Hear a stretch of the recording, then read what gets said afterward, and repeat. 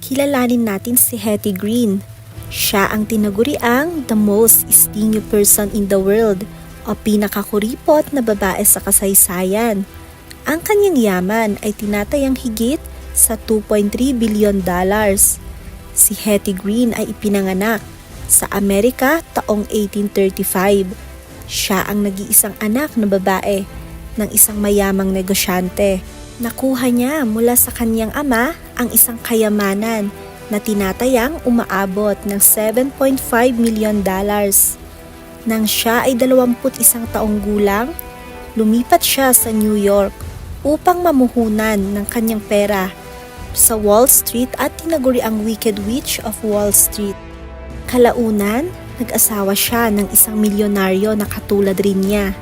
Ngunit sa kabila ng yaman na mayroon, namuhay pa rin siya sa mga tira-tirang cake at sirang biskwit sa mga grocery store at nakikipagtalo pa upang makakuha ng libreng buto para sa kanyang aso araw-araw. Si Hetty Green nga ay isang napakakuripot na babae. Nagsimula siyang magtahi ng mga underwear noong siya ay 16 na taong gulang at hindi nagpalit pa o bumili ng ibang mga underwear at kagamitan hanggang sa araw ng kaniyang kamatayan. Hindi rin siya gumagastos kahit isang sentimo, kaya't sinasabing hindi siya kailanman gumamit kahit ng mainit na tubig, na siya ay nakasuot lamang ng itim na damit na hindi niya pinalitan hanggang sa ito ay ganap ng masira at namuhay sa pagkain lamang ng pie na nagkakahalaga lamang ng 2 sentimo. Isa pa sa nakakagulat at nakakalungkot ay ang pangyayaring ito. Dahil sa kakuriputan ni Hetty, napilitan ang kanyang anak na putulin ang binti nito. Dahil nang ito ay mabali, inantala ni Hetty ang paggamot dito dahil nagpasya siyang huwag gumastos. Patuloy siyang naghahanap ng libreng medical na atensyon. Talaga namang nakakalungkot ang sinapit ng kanyang sariling anak.